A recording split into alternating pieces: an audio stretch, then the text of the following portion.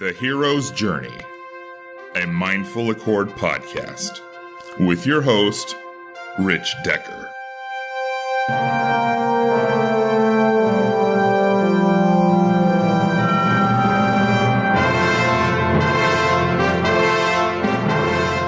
Hello and welcome to the show, and thank you for listening.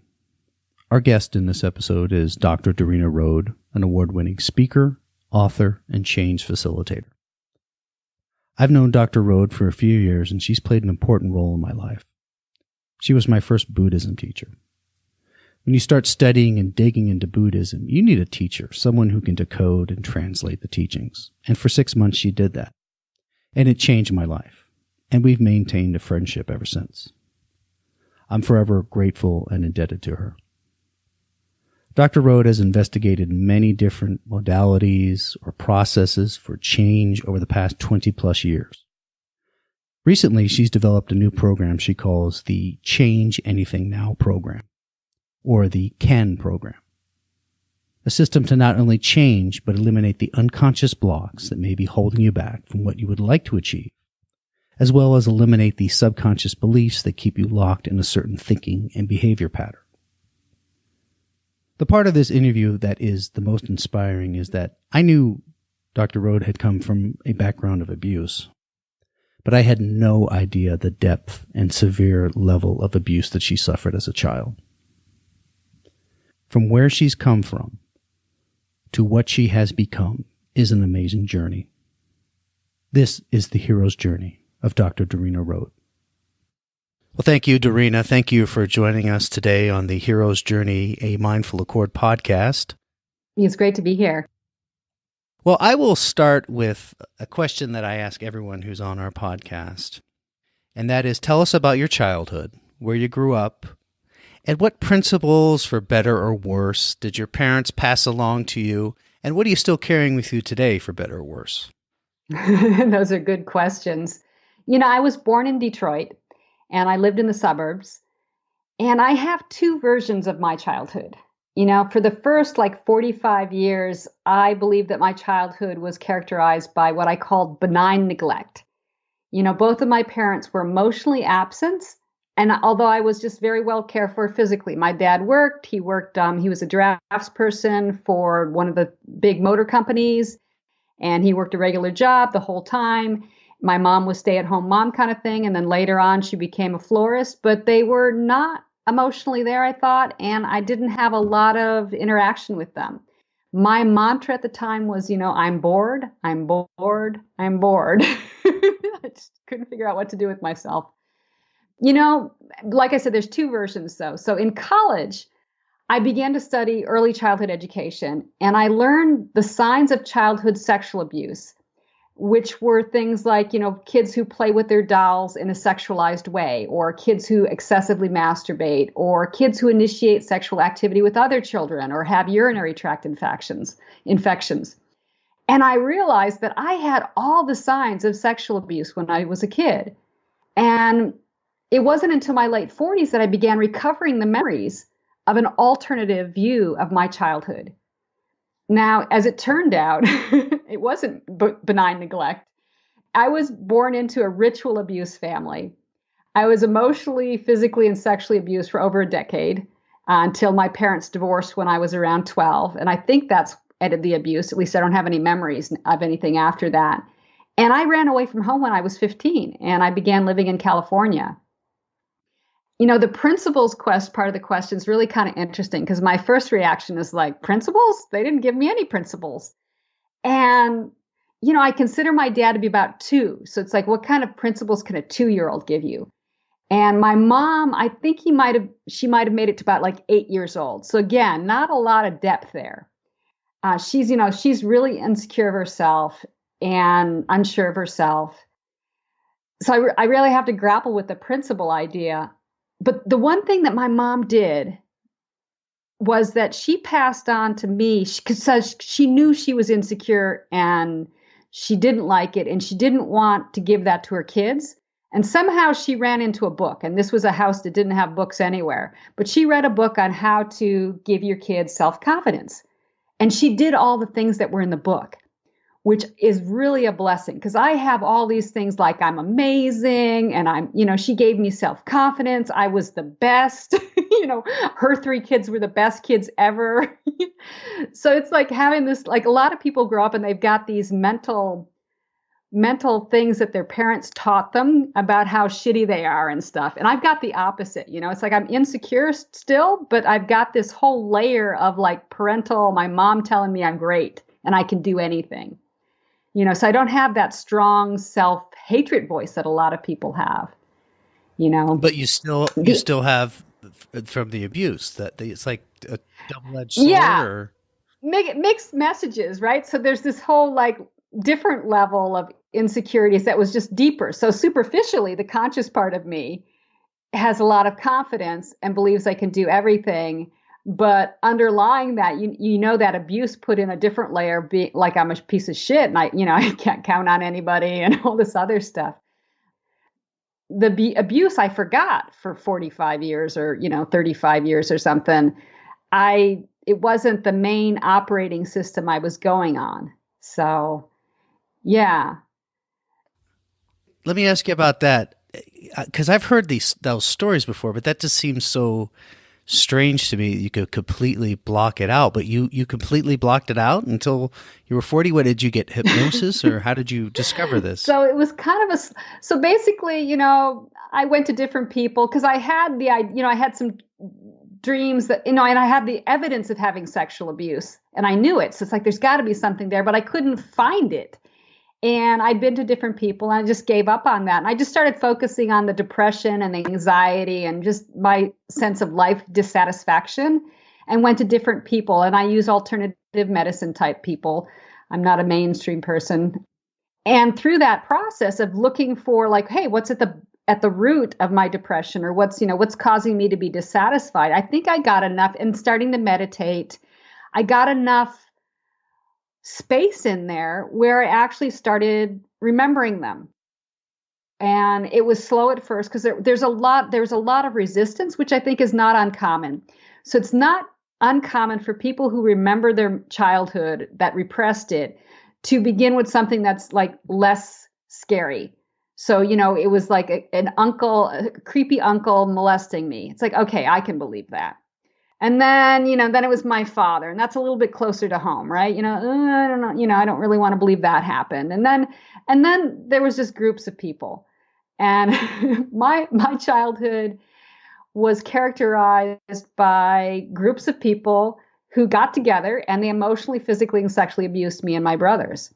And I'm sure my father, who was, like I said, 2 years old, had the same thing happen to him as a child. So it's a generational pattern. And a lot of people get triggered to do it to their own kids because they've forgotten that it happened to him and he doesn't remember his childhood at all. I mean, I have memories, I have the good memories kind of thing. And he has no memories before 8. So it's like, and when he asks his parents, what happened? He's like, you don't want to know. He was in Germany during the war too. So the other things were going on. Well, where was your mom during all this? Was she involved in the abuse? She must have she's got some sort of dissociative pattern as well. Because I have memories of her walking into the room and leaving. Like she didn't see what was going on. So I think it triggered in her, and this is like that post-traumatic stress thing.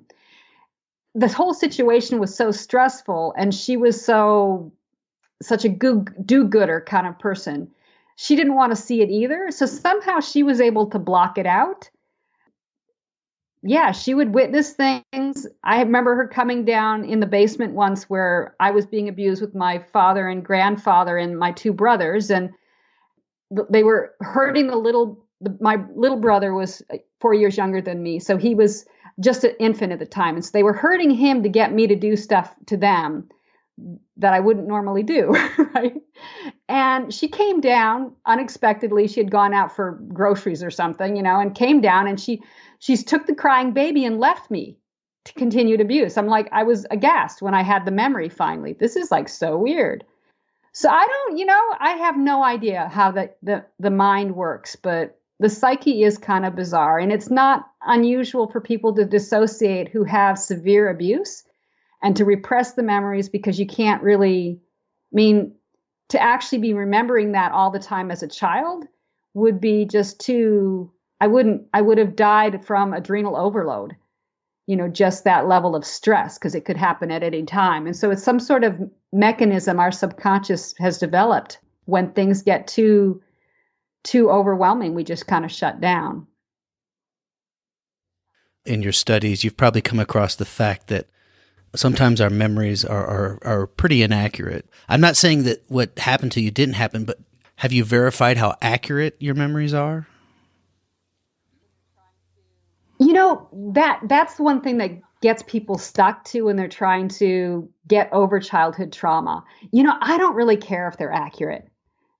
What I care about is if I get into a memory and I remember it, and then I get to kind of the belief that a lot of times a belief will be cemented in about what a shithead I am or how I can never get it right. And when I see the actual memory, there was one time when I was asked to do something and I failed. And because I failed, I was actually asked to kill somebody. It's like, because I failed, I believed I was a failure. And yet when the adults saw the scene, I said, oh my God, you are so successful. You did not kill that person. And I had the shit beaten out of me because of it and all this stuff. But it was, so the mind, I had this belief that my success would lead to death, and it was true. So in terms of, you're asking about, are they accurate? And, my daughter studied somebody who does repressed memories, saying they're completely inaccurate and they don't really exist and we've made them up. And all I know is that when I cleared that memory, my life changed. So all I know is that whenever I clear a memory, and I don't spend a lot of time with, I like forgetting my memories once I remember them and process them, because they really need to be processed, some of them. And, there's a whole, yeah. I do have enough validation of things that I thought were completely impossible. So there was one group of people that I had a memory that from the age of 6 to 8 that I had we left the house, we went to a friend's house a couple times a week. I mean, all the time I was being basically trained by this group for their stuff. And I'm like, we never went over to this person's house. And so I asked my mom, right? I said, Mom, did we ever go over there? She's like, oh, yeah, we were there 2 or 3 times a week. I'm like, oh, shit. I mean, so there's some things that I wasn't aware of. And then the memory comes up and it's like, it's not possible that could have happened. I've got memories of my grandparents around when I'm 4. And I'm like, I don't understand, how these could have happened. And then my mom's like, oh, yeah, they lived with us when you were 4, for a year. I'm like, oh, okay. So there was periods of, so there's different things that validate the memories that I don't think are possible.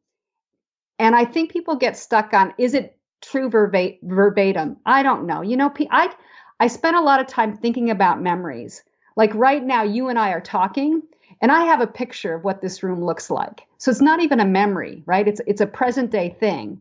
But I could actually visualize you in front of me. So in 5 years, I might actually think we did this interview in person. I mean, I got your little Skype picture on my thing anyway, right? I know exactly how you look in this moment. And so if I have a memory of this, I also have a picture of the chair that's behind me. And that's what tripped me out. If I remember a scene, I actually remember the whole, because I'm like, was I out of my body? Because a lot of these things, I left my body and I could see the whole scene from above. It's like, this is really weird. Is this even possible? And people talk about leaving their body and seeing scenes from above. I don't know, but I also know you can actually. I mean, when I remember this scene, I'll remember that chair behind me, even though I'm not looking at it, because I have a picture of it already. My mind's already created a composite of this scene. They're real enough to you. Are they real? They were real. Exactly. Did my mom have an alternate reality where it never happened? I've told her the stuff. She just, I'm so sorry that stuff happened to you. It's like, it's not even in her reality. She's still 8 years old. It's just it was just such a horrific environment that everybody was scrambled up. Yeah. And when I asked my dad, see, these are other valid, when I remembered my dad, right at the beginning when I was getting my memories, I said, I remember you raped me. And he wasn't like, no, I didn't. It was, how old were you? So for me, that's kind of validating. he wasn't denying that it could have happened. My mom was they were drunk all the time. He might have, it wasn't like, oh, really, this is okay because he's drunk. I could have been molested by everybody in the family. What's your relationship with your parents now? Are they both still alive?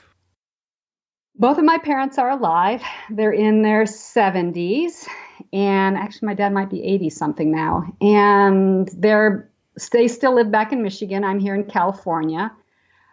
I have a relationship with a 2-year-old and an 8-year-old that don't remember what happened. And I don't go into the past because I've moved beyond that. And what's our relationship? It's the same as it's ever been. There's no real relationship. My mom just came out 2 weeks ago for a week.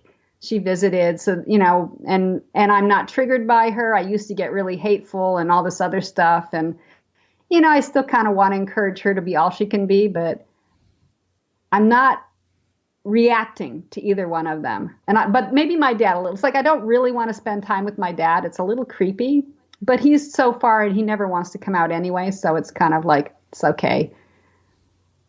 So you've actually practiced letting go and actually done it.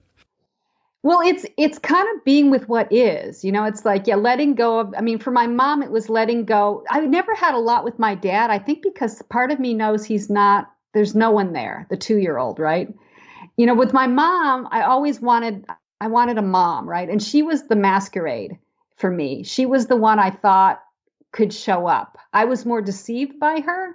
Like my brother's like, nothing she says is real.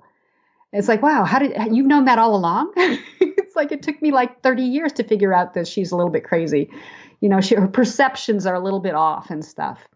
So there's no one really there to have a relationship with unless, you think about those little old ladies that are senile. That's kind of my mom now. And she's getting into being the senile kind of lady. So it's kind of fun. It's like, she's cute to be around. Well, I must say that's a very forgiving attitude that you have. Forgiveness assumes that you have to judge people as being wrong.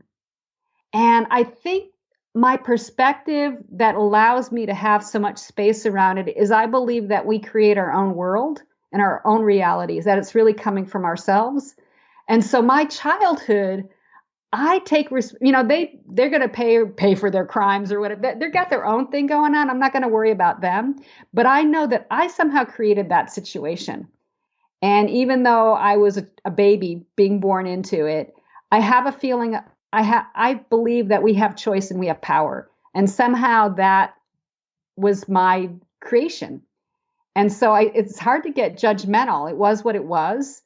I can't blame my dad too much because it was done to him. So he was like, he just never recovered. How can you blame someone for not being able to dig their way out of the hole? My mom, the same way. Something happened in her childhood that she never got over either. So they're kind of like crippled. I'm like excited. I grew through this. I actually recovered. So you can't have forgiveness unless you've got judgment to begin with. And I haven't had a lot of judgment. I'm curious about everything more than anything. Well, it's listening to your story, it's a reminder to me that talk about the judgment is you can never really know what someone's gone through in their lives when you sit there and judge them for whatever behaviors they may have, because you have no idea. Yeah. If I met you on the street, I would have no idea that you were a victim of ritualistic abuse when you were, until you were 15 years old or 12 years old. We don't know, but yet I would sit there and I would judge you, perhaps, as we often do, on certain things you do or say, whatever. It's interesting. It is. So when you were that 15-year-old girl and you finally left home, thank goodness, what did you see? What was your plans? What did you envision for yourself then? I actually started working when I was 14, and I was a waitress. I loved it. And the reason I left home at 15 actually was because I decided I wanted to be a waitress. I wanted to live independently. I wanted my own place. I could see how I could afford it really easy. I was making good money. But you can't do that at 14 and you can't do that at 15. And then I found out you could take this thing called the GED. And I'm like, really? I can drop out. I can take a test to get high school equivalency and I can not finish these last 3 years or something. It's like, this is crazy. This is why would I go to high school for 3 years when I can just take a test and be done with it? And that blew me away. And that, I always wanted, the only reason I was going to high school is I did want to go to college. I had visions of being a doctor or something like that. Once I found out about the test, it was just a matter of time. I hooked up with my best friend. She had an older brother who lived in California. He came out to visit. We fell in love. that was it. I was gone. It sounds really like planned, but I was very dissociated, very, you could say living in the moment, but the truth is I was not thinking about anything too much. I was kind of being propelled by life itself, which I guess happens when you're a teenager for people like me. It didn't go any further than that. In fact, after I ran away, I didn't even realize it. I fell into depression. It was like that was enough to like totally swamp my ability. It's like, and I didn't really even realize it. For 2 years, I was depressed after that. Do you think when you left that environment that's when you had disassociated yourself so much, probably from yourself? You said you saw yourself, out of body, that once you got out of that environment, those associations became clearer. Is that an accurate statement? No, because I was, it wasn't until my 40s that I got my memories. So I had it put down pretty deep, all that stuff that happened. And so I was kind of on a little bit of an autopilot phase after I ran away from home. There was some depression. I worked in restaurants. When I was 17, I started going back to college, but not because I had a goal. I was going to be a career waitress. I loved it. And I did college because, I didn't need to work full time as a waitress. I made really good money and I needed something to keep me busy. So I started studying, art and I studied all this stuff that, gardening that you don't get college credit for if you transfer, because I started at the community college level. No, I think everything was kind of on the back burner in a way. I was pretty dissociated. I wasn't in touch with my feelings. Yeah, it was, I was weird.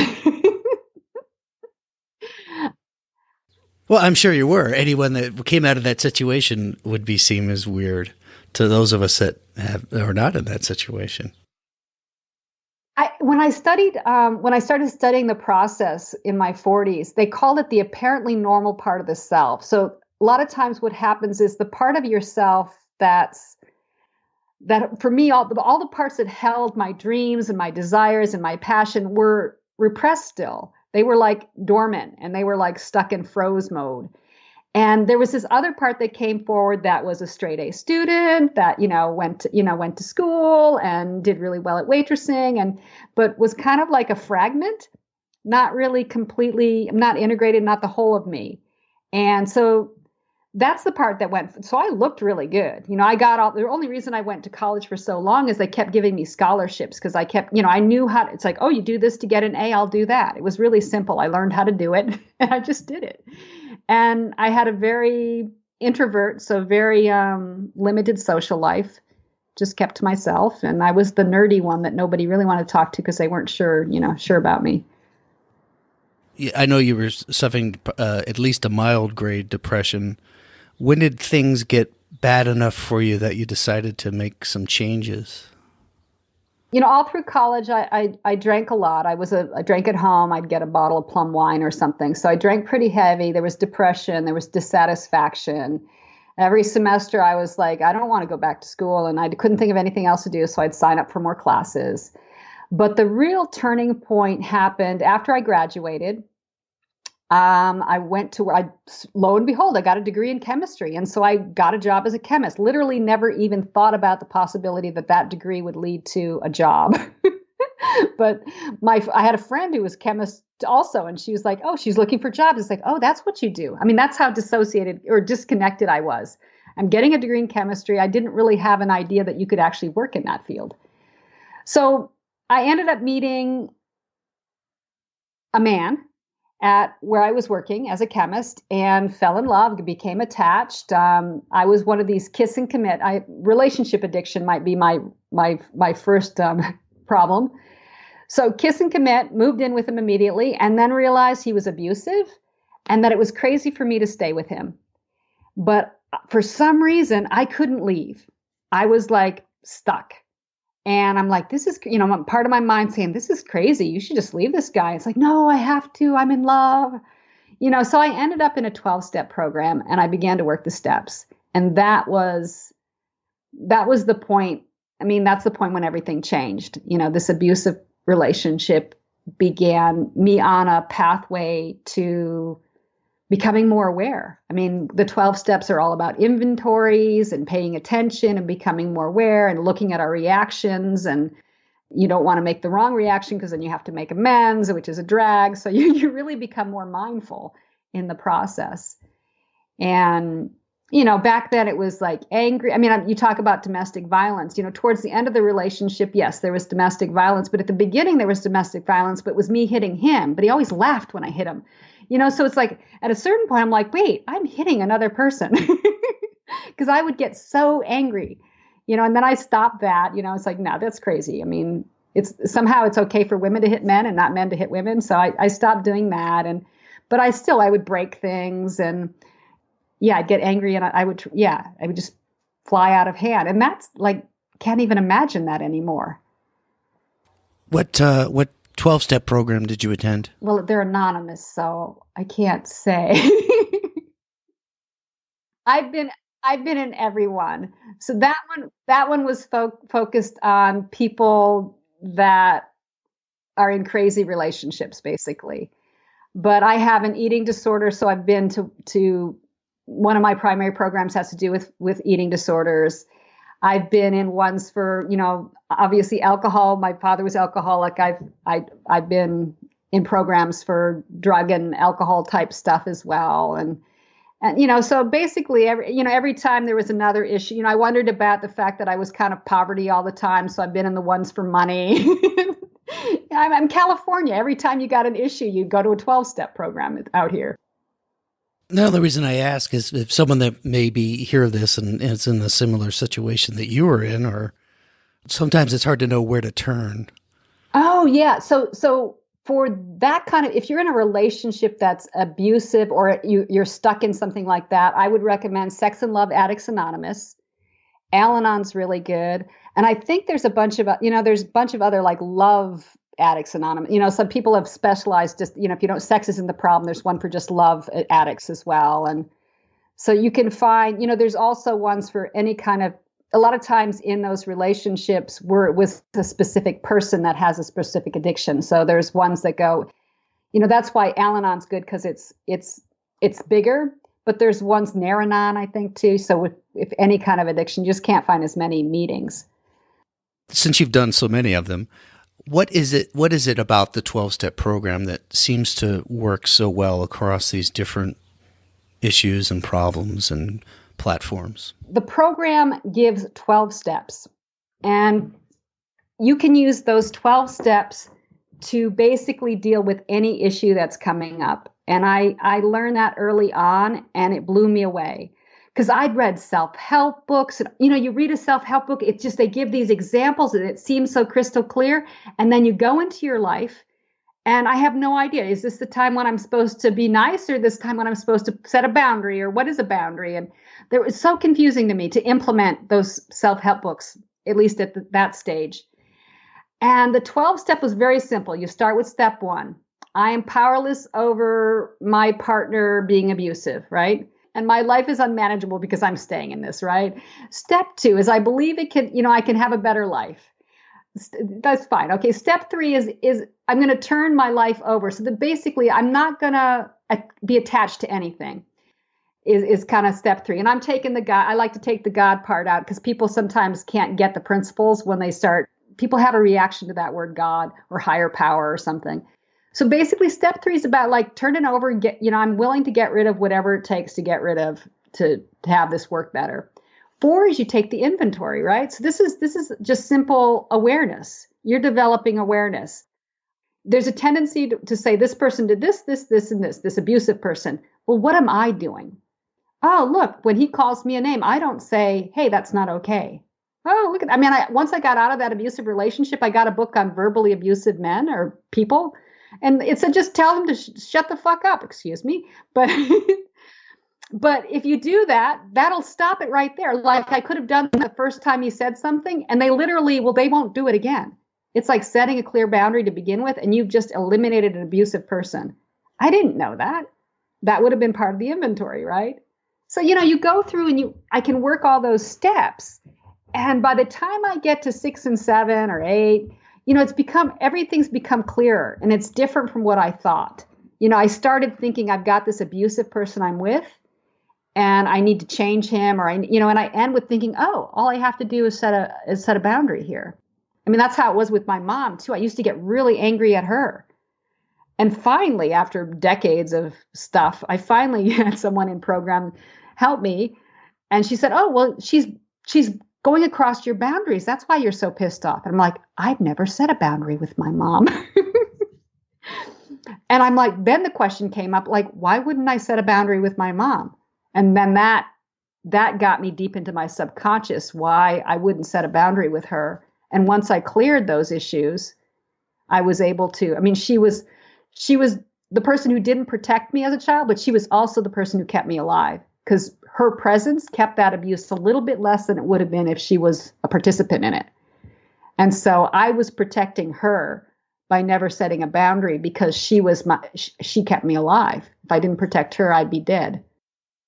So it was kind of convoluted. You wrote a book about the 12 steps. What is that book called? It's the 12 steps as a path to enlightenment, how the Buddha works the steps. That's my favorite of your books, by the way. I love that book. It's pretty cool. I love it too, because it contains all of my favorite things from Tibetan Buddhism. And so I studied Tibetan Buddhism and 12 steps taught me how to accept life on life's terms.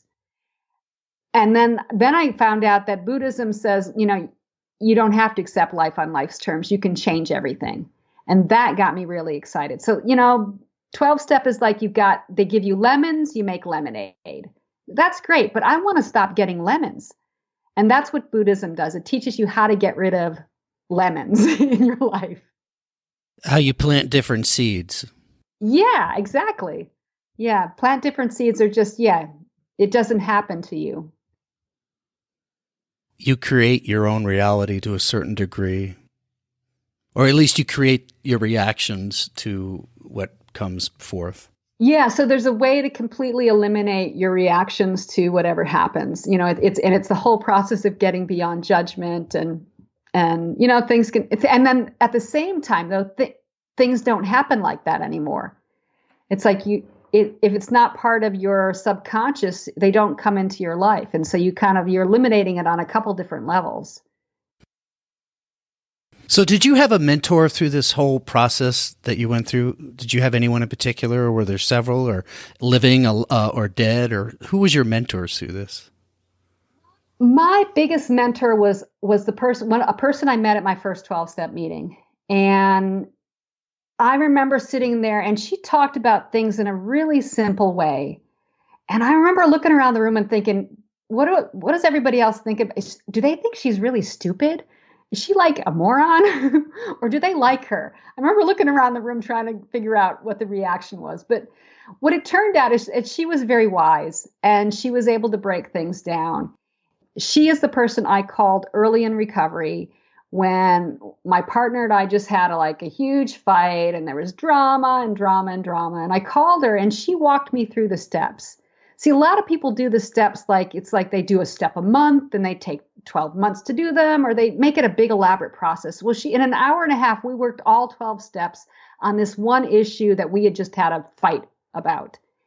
And when we were done, I was like, wow, I had gotten a tool. And that's what I wanted. I was using that tool, but it wasn't until maybe a couple years later that I really got serious about it. It's like things had gotten better in recovery. And in the process of it getting better, I married the guy and I had a kid and then I got divorced because it got better for me. And I finally got well enough to get out of there.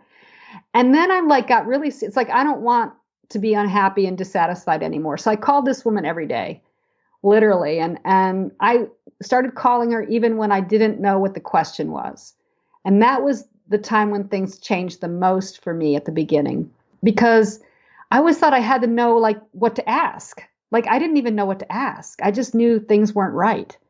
And I didn't know what was not right even. And so she liked to talk. So she would talk and I learned fundamental things from her. I learned how to be in the question. I learned what kind of questions to ask. She would ask things like, do you have to do this today? Do you need to make this decision today? It's like, oh, I don't. All this space would open up. She would ask me, what's the most kind thing you can do for yourself? She was all about self-love. Take care of yourself first. What can you do that's loving? She said, self-love is the fast track to recovery. So I learned a lot of things from her that were just fundamental tools. So when we talk about mentor is someone who's going to teach me the tools, and then I just keep using them. And so I don't have a mentor today that's like that. I already have all the tools. I remember the day when she said on the phone, I've taught you everything I know. And that was like a year after she'd done it, right? It's like, yeah, I know. But I would still call her. But I already had it in my mind. I knew exactly how to work with every situation. And the 12 steps has that ability as well. And you can, they can give you the fundamental tools for addressing any situation. It's the same thing over and over again, but you get the right solution for your picture. Instead of having to learn a specific technique for every possible thing that could happen to you, you learn one technique and it works for everything. And it's all about those fundamental things. And then I've applied that and expanded it. So it's like, it's all about being aware what you want, and is it manifesting in your life? Can you explain to me your thoughts on the self-love? I think of the thought that if someone said to me the things that I often say to myself, I'd never talk to them again. So how does self-love work in this process? Well, you don't talk to that part of you that's saying those things, right? So that's basically it. I mean, if yourself is saying you're a shithead, then you just say, I'm not talking to you anymore. Because it's not, I don't know, the self doesn't exist. So that part that's saying you're a shithead, you just shut it up. No, I'm not talking to you. Thank you for sharing. Go away now. So that would be part of it. So it's really about every moment, because there is that you're offered these possibilities. I'm offered these possibilities all the time about, how to think about myself or how to judge myself. And I just turn it around. It's like, well, the little voice says, oh, you just made a mistake. And I'm like, how do you know? We don't know what this is going to create 50 years from now. We don't know if it's really a mistake. I just go into that, like, prove it. Prove I'm a shithead. Maybe this was the smartest thing to do. So it's like, whatever your specific issue is, for me, it's like, I tend to like push myself a little bit. Or actually right now I'm a planner. Did you know I'm addicted to planning? Like everybody would love to have my addiction. I love planning. I don't actually I'm not even interested in the outcome. I just want to plan. I just want to create that class. I never want to teach it. And it's like, So it's like I have this awareness, and self-love means, okay, that's how it is. That's how it, I'm trying to think. There's the biggest thing that ever helped me with like the self-love kind of thing was nonviolent communication. I'm trying to think. It wasn't the original guy. There's another woman. I'm not sure what the book's name is though, but she has. Yeah, I know what you're talking about. I've been wanting to do that, where you learn a whole new way of talking, and that changes your thinking. Well, it's about how to talk to yourself. And so what I learned is that it's all about, so if you start framing things, I wouldn't even use my daughter, every time I tried to use nonviolent communication with her, she'd just say, shut up, Mom, stop using that. Like her, she wants it down and dirty, right? But to talk to yourself, I wouldn't even bother trying it with other people necessarily. But let's say something comes up and you say, you've got this like tendency to call yourself a mistake, or you made a mistake, or you're doing this wrong and you should be better at the shoulds, right? So I learned in nonviolent communication that if it's a should or if it's a have to, those get eliminated. Like those are not, you make a boundary with yourself. If it's a should, you get rid of it. I should be better. No, that's not okay. What are you really trying to say? What are you trying to communicate? You could say, I'm disappointed that it wasn't really smooth. It's like, so that's it. You look at exactly what you're feeling. I'm disappointed. And why are you disappointed? Because it wasn't smooth. That's what happened. That's just observation. So you got a feeling, you got an observation, and then you've got a need, right? And they'll give you a list of they've got lists of feelings that you can download and lists of, needs. And the need was because you wanted it to go easy, right? So instead of telling yourself, oh, I should have been better at this, you say, I'm feeling disappointed because I was needing more ease, or I was wanting to look good, right? So people would appreciate me, or something. And it just changes how you feel about yourself. No longer are you a mistake or a should or have to. You're you've got I'm a normal person who was wanting some more ease and it didn't work out that way. And so I'm disappointed. I'm not a shithead. So that's one of the things too, that, one of the tools I got that really was able to change how I thought about the way my mind thought. Because I was always looking at, okay, what am I feeling? So I go back to being aware. I'm feeling a certain way. I'm feeling embarrassed, right? Why am I don't know, embarrassed might not actually be one of the feelings. There's a couple things that we think our feelings aren't. But anyway, so let's say I'm feeling embarrassed. And why am I embarrassed? Because I should have had that answer.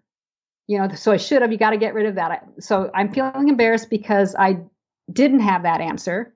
And why? What was I needing? I wanted to look competent, right? Or I wanted to, so there's something that you can get the need list out, but there's some fundamental need that we all have that are universal, and they've got a list of them all. Can you believe that? People have spent hours and decades coming down with fundamental universal needs. And some of them are things like just reading the list makes you feel better. Appreciation, connection, contribution. Yeah, I'm feeling embarrassed because I didn't know the answer because I wanted to make a contribution. Wow. It's like I just feel so sorry for myself for not having the answer. But that's totally, sometimes that happens. So it creates this space that allows you to be more loving to yourself and not violent, because it really is violence when we start saying, I have to do this, or I should, or should have. That's an interesting approach. What I've discovered as I've gotten older is that, all these things that we get so worked up about, or this idea that you said, oh, I'm a shithead. Well, where does that come from? It's probably some construct that you had imprinted in your mind at some point that you're supposed to be this particular person, or you're supposed to have achieved this, but it's all just stuff we made up. None of it's real. It's all just shit we made up. So when you get upset about these things, I would just remember, wait a minute. This is all just stuff we made up. I mean, it's not that it's not important, but why should I be emotionally attached to it? Because it's pointless, Yeah. Really, to me. Well, when I first met you, how long has it been now? 4 years? Longer. It's got to be longer now. Longer? Well, maybe it is 4 years. I don't know, but. Now, you were into many different things, such as theta healing and some other things, but you have a new program you called the Change Anything Now program. Can you explain that? The Change Anything Now process is really, it was developed and refined during my process of uncovering my childhood memories and resolving them. And it combines, the theta healing, and it combines yoga, meditation, qigong. So I think for many years I was calling it theta healing because that was one of the parts of it. But then when I started, actually the last time I tried to teach a theta healing class, I realized that it's like, I don't do any of this stuff that I'm teaching. They've got a curriculum you teach. And I'm like, that's not what I do. That's what the woman said who took the class. She was like, that's not what you do. It's like, yeah, you're right. So I came up with a new name. The process is difficult to explain, and that's really why I launched my podcast, Positive Change with Dorena, because I started airing actual sessions, because people don't get it, what it is, And because it's magic. I remember I had someone on and she said, I went home and I tried to tell people, it's like, yeah, you got to do this. It's like, and they're like, what is it? They're like, they just kind of shook their head. It's like, that sounds like magic. It's like, yeah, that's the problem. It is. But the core part of, and I call it CAN, change anything now. So it's just the CAN process, is accessing the 90% of that subconscious mind that runs us, but we don't have access to. And then once you have access to that part of the subconscious that you don't usually have access to, we use intention to change anything. And it really is kind of magic. The subconscious is sort of magical in that way. So the process is really simple, and I can teach it like in a weekend without any problem. But the art really is the part, if you look at the program is you got to develop awareness. You got to be able to be in the question. The podcast also goes, like the first episode is on the 7 characteristics to create change. Do you have that capacity to change, and how can you develop that? And then episode 19, I go into one of them that's critical for it. So it's really, you've got a very simple process for changing the subconscious, but the art is getting past the things that keep us not being able to see the subconscious, or being aware that we can change it. So that's a big part too, is that people don't realize that their sense of self-worth can actually be changed instantly. And if the belief I'm worth nothing, or I'm not worthy, can't be changed instantly, then there's something that's holding it in place, and that can be accessed to. A lot of times it's a childhood trauma, or it's the idea that your parents gave it to you and you think they're God or something. And of course you can't, go against God. There's another belief, right? So it's kind of fun in there. The subconscious is very irrational. And I think because our conscious mind is the rational mind, I think we try to change ourselves using conscious or rational points of view. And that's why I don't think memories are such a big deal if they're true or not, because it's in the subconscious, which is completely like a playground and completely irrational. And you go in and you give it a memory. I mean, it might not be a real memory. I mean, maybe my childhood stuff didn't happen. I have no idea why I have all these symptoms of it, or had all the symptoms of it, but it's that playfulness within the subconscious that you can then start changing things. And so it's letting go a little bit. It's developing more awareness. You can actually see, because you can look at someone's life.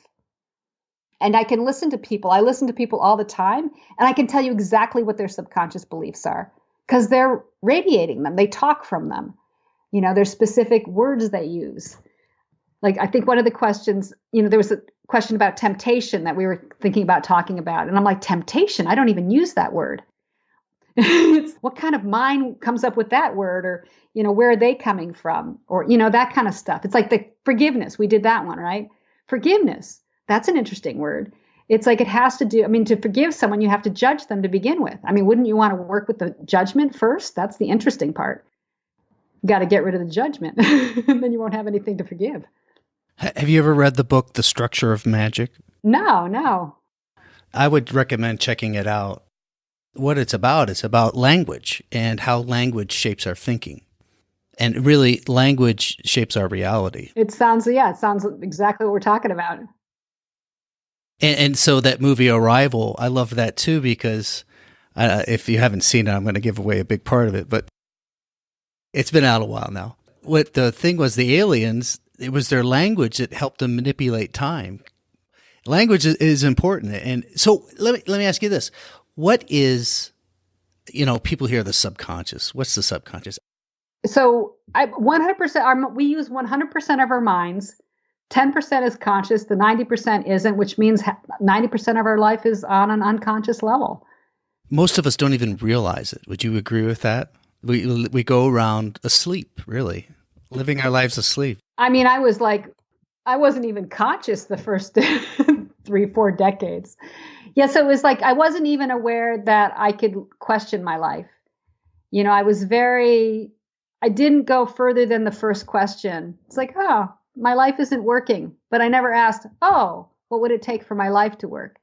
And then go beyond the ripples of that question. So yeah, I think the biggest point is that we are really asleep. That's kind of a cliche these days. We need to wake up. But really what we need to do is we need to ask questions. We need to choose. So that's really it. Do we want something different? So I think it begins with the choice. And once we start choosing and asking questions, can we change this? What would it take from, and it specifically, so these are the tools that I use every day. I look at, it's like, oh, I spent the last 24 hours thinking about temptations. What is that? Is this being it's like everything is a temptation. And then I said, temptation isn't the word I would use. It's ideas. My mind generates all these ideas. It suggests things all day long. Hey, you can eat that, protein bar, or you can eat this, because food's one of my things. So it's like, it's always suggesting things for me to eat. Or, you can do this, or you can do that. It's like this morning, it suggested that I was tempted to shovel gravel after spending 4 hours, like doing labor yesterday. It's like, no, I don't think so. It's like, and I did it anyway, because I was curious. I wanted it done, but I stopped. But like all these ideas that the mind suggests, but we just do them sometimes. We take them as if like, oh, okay, I'm going to do that, without really questioning them. And I think that's where there's two parts of becoming less unconscious. And one of them is knowing what you want, knowing what you desire, knowing what you want to create, even if it's nothing but different from this. I want it different from this. That's good enough. And then you got to watch, see what everything you're doing is creating. So do you believe that we have free will? I don't ever think about that. I believe we have the capacity to permanently end all mental afflictions and anything that disturbs our peace of mind. I do know people that don't have thoughts. They have no thoughts? But wouldn't the thought be that I'm not thinking? No. See, I've actually had 60 seconds. Not if you tell me to have 60 seconds. I don't have control over that, but I've had period of time where there's been no thoughts. And if you look at the stages of meditation, see, people don't even know what meditation is. They start doing something like I used to do because, hey, it's a cool thing. And then there's actually stages of meditation. Kamala Shia, bazillion decades ago or centuries ago, listed these, and they've been refined. Stage one is you pick your object and you forget it most of the time. And, you go on to stage 4, you can actually keep your object in your mind at all times, but you're also thinking about a whole bunch of other stuff. And by the time you get to stage 8, you have no more thoughts. That's the definition. That sounds like bliss to me. Yeah, you're getting pretty close to bliss because actually, shamatha is considered bliss. So it's a place where you're moving from thoughts to more awareness. And I know people that have permanently eliminated all that chatter, and they've moved into a place where, every once in a while they need to think about something. But the truth is, most of the time, if you listen to our head, it's just doing repetitive shit. Like, how many times did I have to do this interview with you all day today and yesterday? You know how that is. It's like, I'm like doing an interview for I'm like, and it was fun, but I didn't need to be doing it. It's like, it was fun. So I was entertaining myself too, but there's a choice there, right? I have a choice. It used to be, I didn't have a choice. When I was in my 20s and 30s, I didn't have a choice. My mind could do whatever it wanted. I have a choice today. And I know in the future, it's going to be even more spacious. But, today I can actually have enough awareness that I'm doing a podcast interview with Rich. And I don't, it's like, okay, it's entertaining. I was learning some different things because some of the thoughts were interesting. But the truth is, I don't even really need to do all that thinking. My focus today is trying to get to be more in the moment, in which case there's not a whole lot to do but be. And that's why I'm addicted to planning. So you see me doing this interview 50 times is my addiction coming through. And so at some point you get to a place where, just like before I couldn't control my thoughts at all.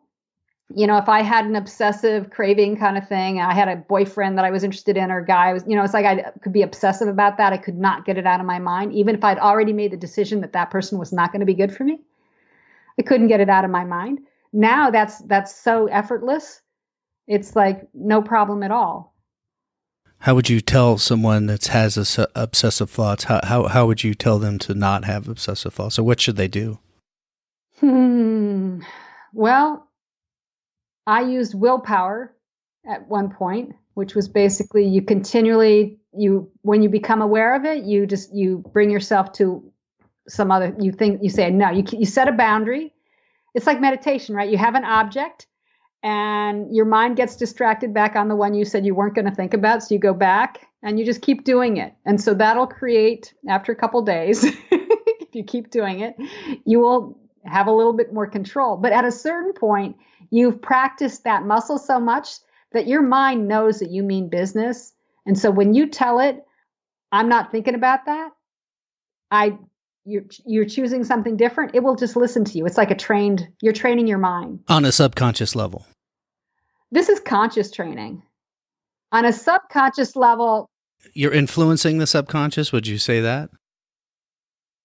You probably are, because it's going to offer you left, because the ideas come up from the subconscious often, is what I experience. And so you're telling your subconscious, we're just not going there. So it'll stop suggesting those ideas. But if you've got something that's really persistent, that's why I like to offer the Change Anything Now process, because that's when you can go in and actually get rid of it. I mean, if you really, really feel deep in your mind that you're not successful, or that you're not worthy, or you're an imposter, you can do some stuff on the conscious level, but it still kind of nags at you. You can go in and change that subconsciously and just get rid of it. So that there's different, you can work on yourself consciously. You can work on your subconscious, all the little things that are in there, or you can do a process where you sidestep them all, which is kind of where I'm working. I feel like I've done enough manipulating my subconscious where I'm ready for this next thing, which is basically, I just want to end all those mental afflictions permanently. And to do that, you have to experience who you are, really. So it's back to that Buddhist thing. Who am I? What am I? Direct perception of yourself, which is that there is no self. So there's a certain experience that can kind of cut everything that then leads people in this place where they don't have a lot of thoughts anymore, because all those thoughts were generated by a self that doesn't really exist. Well, I'll share with you, I did the 10-day Goenka Vipassana. I don't call it a retreat anymore. It was very difficult for me. At least the physical part of it. The pain was... Well, that's what a retreat is. I guess so. I mean, it wasn't until day 9 that the pain went away. I passed out at one point. Oh, you did? Oh, it was extremely difficult. But what was interesting about it is, for those that have never done it, you don't talk for 10 days. You don't even glance at each other. There's no reading, writing, no phones, nothing. It's just mostly meditation. You eat a little bit and then you listen to Goenka. That's about it. What I noticed is my thoughts slowed down dramatically. Not that they weren't good thoughts. I was judging everything and everybody like I usually do. But I could watch them. I could watch from the beginning of a thought to the end of a thought, and I could watch the next one appear, which was very interesting. But I will share with you, you talk about the no self thing and the subconscious. There was a moment there when it just kind of floated in that, who am I? It seems to me I am just these thoughts that appear, and then memory seeds that I have mixed with a whole lot of different biological functions. So there is no me. There is no me. I mean, there's no me. It doesn't exist. It's based upon so many other things that I basically have no control over. So there is no me. The idea of me is an illusion. It's a very strong illusion. Yeah, but those realizations, they kind of add up. And the more time you spend kind of thinking about them or focusing on them, it'll cements in more. Yeah, because I had one of those, well, Goenka's retreat, I spend most of the time thinking about how I was going to meditate once I got home.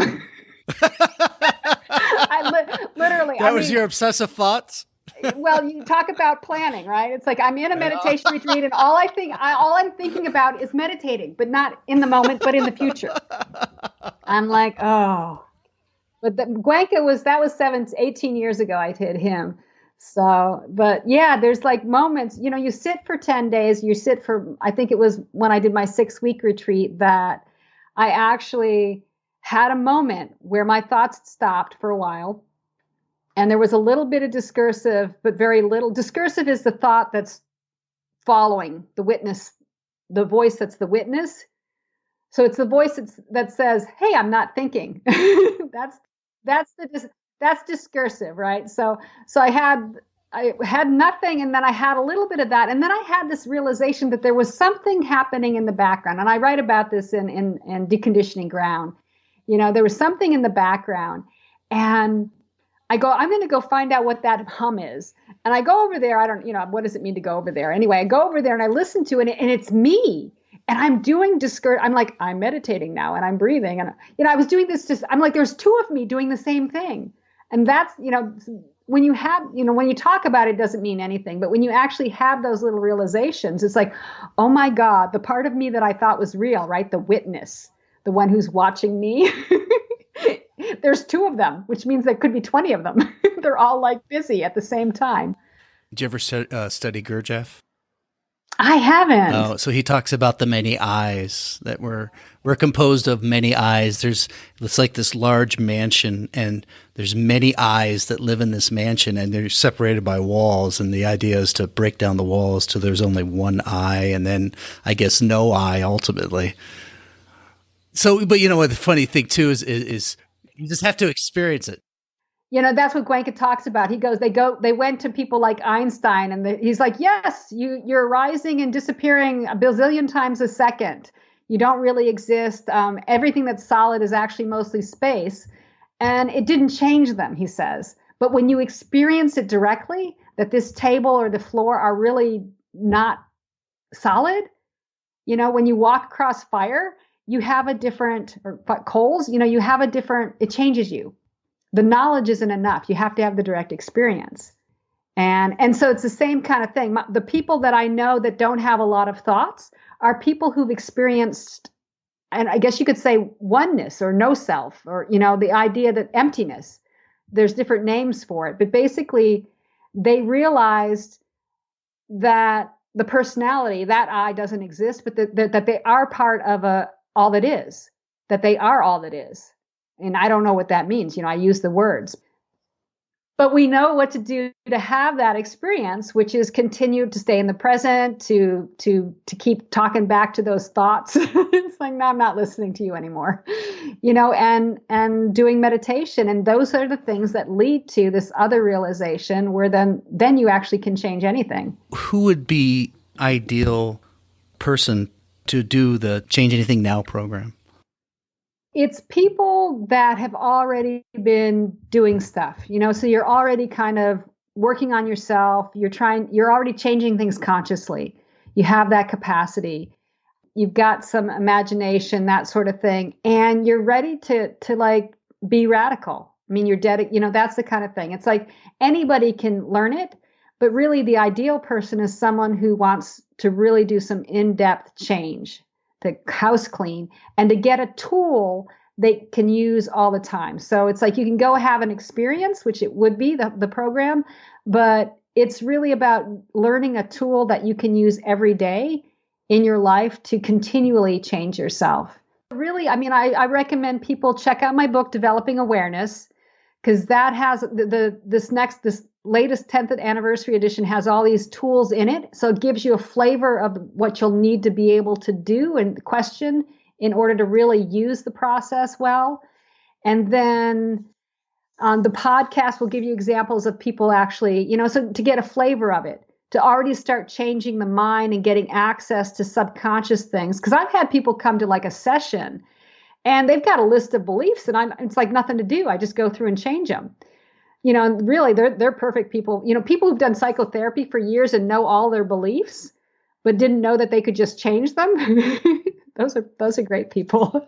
As you look on your journey now from that girl that was suffering that horrible abuse to where you are now, what are your thoughts and what would you say to that girl now? I am that girl now. If I look at my journey, I started out as like some sort of whole kind of being thing. And then I fragmented through and then this apparently normal part of my personality went forward. And so, and in the process, I reintegrated or reclaimed that girl. So in a sense, she got dropped off on the curb and we picked her back up. So I don't really have any recommendations for her.